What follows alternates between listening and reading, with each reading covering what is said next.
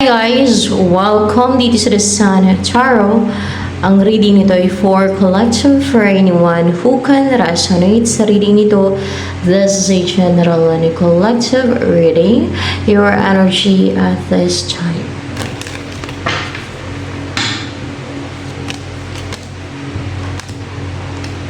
Wow, Ten of Pentacles. Complete, or you're ready for this life, kind of life, you're ready for that. Yes, you're ready for this kind of life na kompleto, masagana, mayaman, happy ka, happy yung family mo kompleto. Kung wala ka pang person o asawa, magkaasawa ka na, huwag ganun lang na ang saya lang ng buhay ninyo at masagana, abundant, prosperous yan. Oh, nasasama ka na sa person mo kung wala ka pang person na ililipat, may paglipat dito, may pag-alis, may paglipat, may transition sa buhay mo. Oh my God! Yan. Namumuhay ka ng peaceful ng person mo. Oh, there is ano tong the full dito, new path na umpisahan mo. New path ba yan dyan? New path yan na umpisahan mo, bagong path to. Transition na, may transitions buhay mo at may umpisahan kang bagong path, no? Oh, may pag lipat din pati, and mamimili ka kung ano yung umpisahan mong path. Let's see. O kung ano yung umpisahan mong path. Mamimili ka. You have two choices kung ano yung umpisahan mong path. Yan. See? Na hindi mo pa yan na-try. Hindi mo pa na-experience yan. Yung ma-experience mo sa bagong path na yan, sa tatahakin mong path na yan. Bagong experiences sa buhay, bagong journey, bagong siguro mga bagong person na, bagong tao na yung bagong mga tao na yung mga kasalamuha mo din, bagong buhay na. Kung dati magulong buhay mo, ay maging peaceful na, masagana, ganyan. Basta there's transition talaga sa buhay mo, may ganong mangyayari. And there is a new beginning, no? May sisimulan ka na fearless ka, simulan yan. Ano pa ang in-embody mo energy ngayon?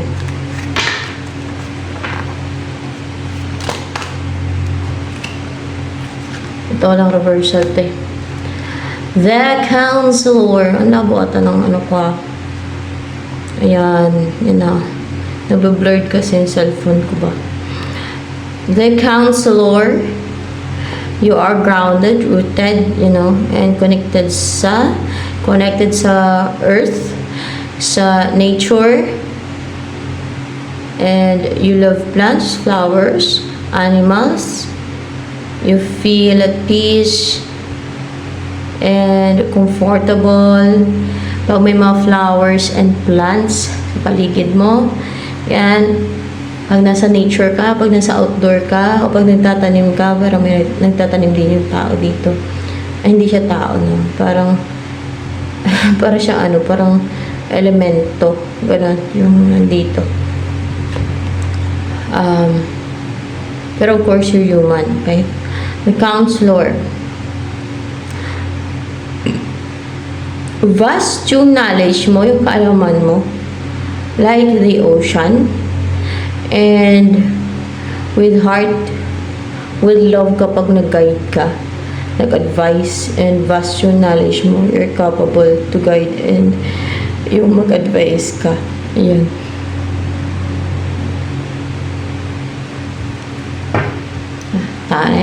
Meron pang explain. Madami. Tagalan lang. Ano itong transition pati sa buhay mo? Meron na yan. O, hindi lang ikaw. Meron kang partner. Meron kang magiging partner na pagsamahin kayo ng Holy Spirit. May dove. See, the dove. Ayan, pagsamahin kayo ng Holy Spirit. Ayan, it's your counterpart. It's your masculine. Yan. Na maging happy na yung buhay mo, masiyahin ka na. Or kung meron ka ng person, ay masaya na yung buhay ninyo, ganun ang maging buhay ninyo together. Or kung wala pa, ay magkakaroon ka ng partner na masaya kayo together, masayahin kayong dalawa, na napaka-passionate nyo, napaka-bold and daring nyo, napaka-active nyo, napaka-energetic nyo. You will achieve even great successes. Yan. Na napaka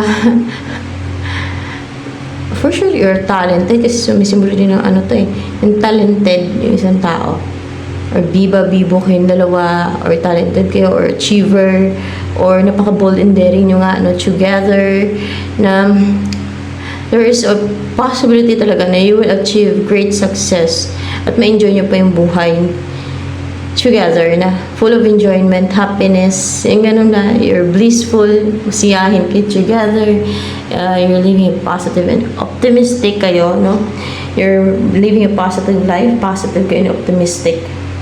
Yan, ganun na maging buhay ninyo. Ang saya lang, ganun.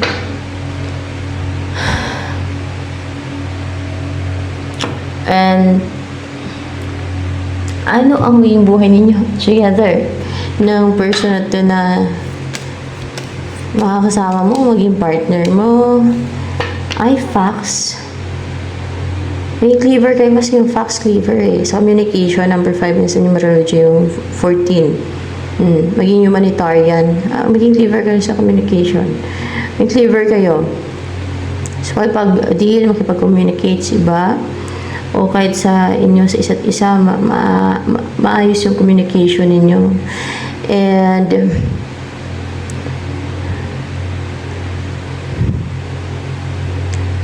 malagi kayong mamasyal sa mga mapunong lugar, sa may maraming puno, or else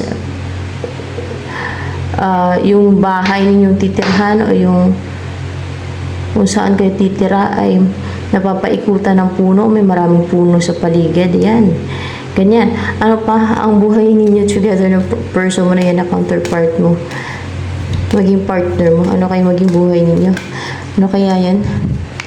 Ito, mag-umpisa talaga kayo ng relationship, and then masiyahin kayo, masaya kayong dalawa, napaka-passionate, napaka-positive, and you will build a strong bond. Basta masaya kayo, palagi kayo nakangiti, masayahin kayong dalawa.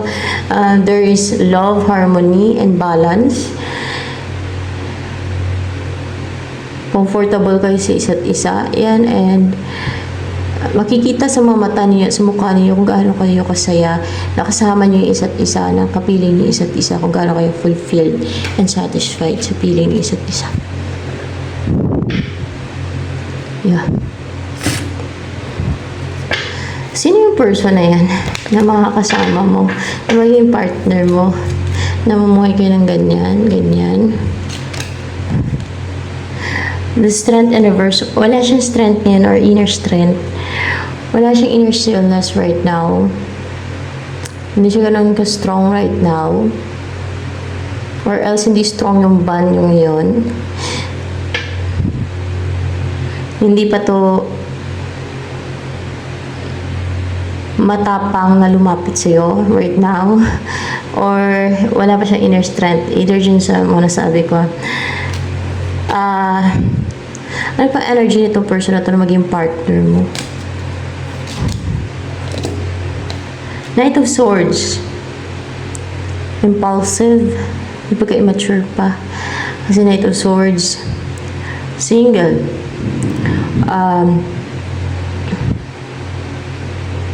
Palaban to.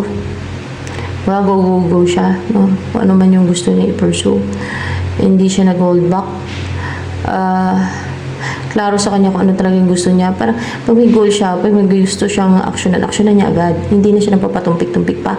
Hindi na niya pinag-isipan para matagal. Hindi na nagkakaroon ng delay bago siya mag-take na action. Hindi mo na siya nag-iisip bago mag-take na action. Aksyonan niya agad. Ganun siya. Napaka-courageous din niya. Color blue. Dominant ang blue dito. Anong feeling sa'yo ni strength and reverse niya? Ito na una.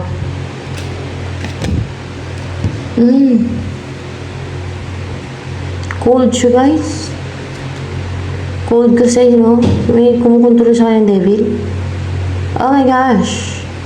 Kaya parang hindi siya strong ngayon kasi namamanipula siya ng devil, nakukontrol siya ng devil. As in devil, ang kumukontrol sa kanya. Devil na pala ng angel. Ayan o, natake yung isip niya. Pinapastress siya, parang naka-experience siya ng anxiety niya, parang nadidepress. Alam niyo, yung inaatake yung isip niyo. Kung intuitive kayo, ay alam niyo yan. No? Aware kayo pag inaatake yung isip niyo ng devil at ibang tao. Minsan napapatunga ka niya, napatulala ka niya eh. Kaya minsan yung iba lutang. Yung kasi may atake kasi yan sa kanila. Yung iba inatake sila ng spell o ill-wishing o ano pang skill ng iba. And then yung mga devil din, o diba, ang dami ng atake. See? Kaya ganyan siya ngayon, cold. It's because of the devil's control sa isipan niya. And maybe pati sa emotion niya din. Kaya ganyan yung person mo na yan. Pero, cold parang unemotional, cold. Bakit pinipigilan ng devil yan? Kadistin ba yung connection yun mangyari? Tama, nakadistin kasi yun eh. Mag-umpisa na pati yan. Kaya, tinatry ng devil na pigilan, na kontrolin sa person mo. Kasi, gusto lang umaypal ang devil. Gusto niya umaypal. Gusto lang niya umaypal. Alam niyo, epal word. Oh.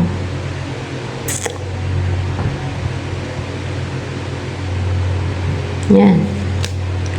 Gusto mo umaypal. Para ipakita niya powerful siya. Makapangyarihan siya.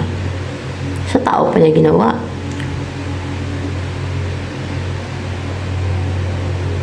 Na wala namang kapangyarihan ng tao. Ang cheap.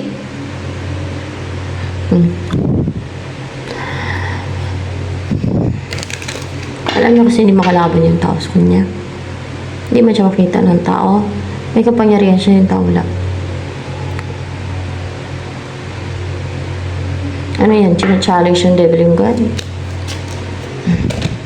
China-challenge yung devil yung God.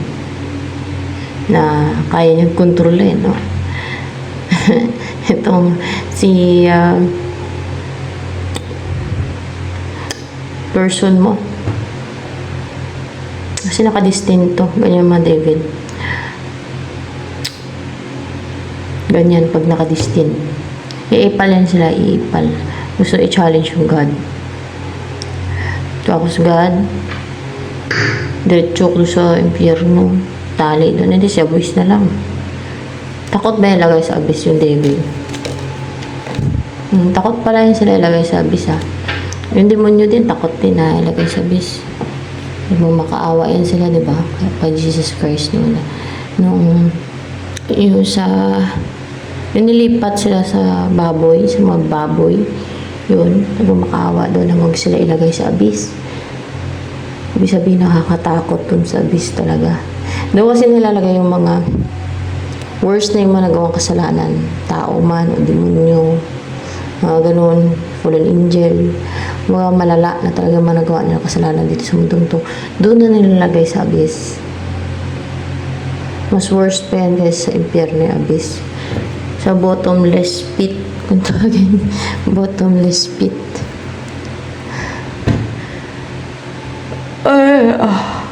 Man challenge. Ako yan. Matagal ako nilagay doon. Yan lalo na yung mga mahilig man challenge kasi napaka-foolish yun eh. Yung mga idiot ba? Parang idiot na foolish na. Term dyan. May term pa ako dyan eh. Masakit-sakit ba? Na totoo naman. Hangal. Foolish na ngayon. Sa English ba? Meron eh. May term dyan. na lapastangan, alapastangan. Ano na ako masabi? Oh, ang challenge ko ako rin. Maiksi ang pasensya ko sa mga ganyan. Kung ako lang matagal na yan, sabi siguro. Tinari ko na siguro sabi. Ang haba pa ng pasensya ng ganyan. Ang challenge. Ako yung tinari ko na. Buti ko makapagyabang, may makapang-challenge ko. Lusa na siya doon. Ngaw-ngaw siya, iyak siya. Si One Devil yan. Si Beelzebub. Hindi. Si Beelzebub. Si Baal yan. May challenge.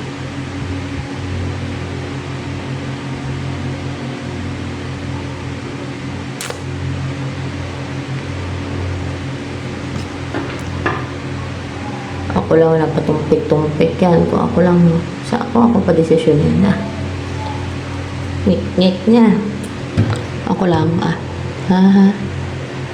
Buti ko.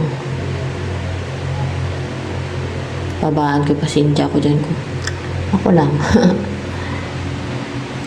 Yak siya.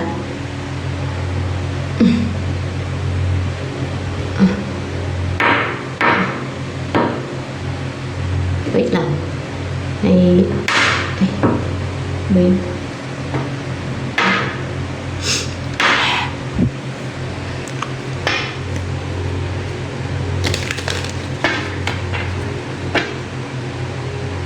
May sungay pa. Ay.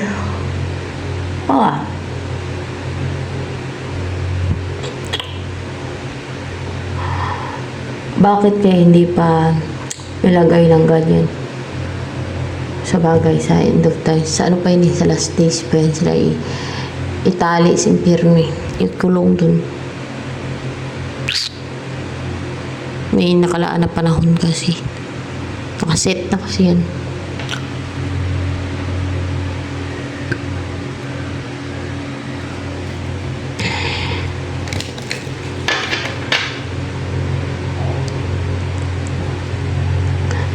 Ano ang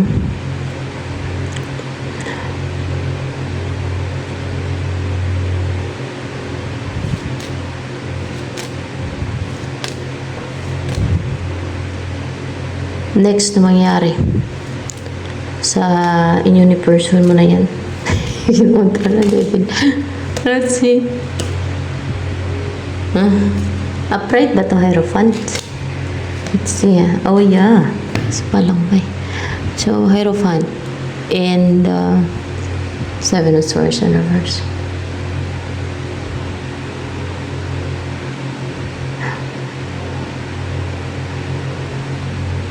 Wala na yung yung mga scheme and deceit. Oh, hindi na kayo magawa ng scheme and deceit. Ng devil, walang tao man. Wala na. Hindi na kayo maisahan ng mga gumagawa ng scheme and deceit or tricks. Mga selfish na mga devil, tao, mga kampo ng kadiliman, yan. And then, saan kayo dito? Itong matanda. Sorry, matanda. Okay, matanda. Hindi, magkakaanak kayo. Ayun, magkakaanak kayo. Papayuhan yung anak ninyo. Magkakaanak kayo. Ayan o. Kunwari kayo itong matanda, kayo yung parang magpapayo sa mga bata, na maging mabuti, na dapat ay, basta tama ituturo ninyo, Hierophant. Tama yung ituturo ninyo, para lumaki yung mga bata na pwedeng anak ninyo at maging mga bata na makilala kayo, ganun, na tuturuan ninyo ng tamang asal, yung maging mabuti, yung may takot sa Diyos, yung mga ganun ba, magandang turo, magandang aral, yan. Maging ganyan kayo. Pwedeng anak ninyo, maging anak ninyo. Yan yung tuturuan nyo. So, ano ang next na mangyari sa inyo? Ni person mo na yan. Ano kaya?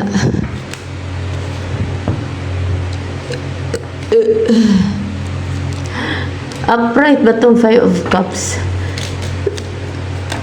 In reverse. Itong Lover's card, upright ba yan? Oo, upright siya, guys. Oh my gosh, you will be together. Masasama na kayo. Maglabing-labing kayong dalawa.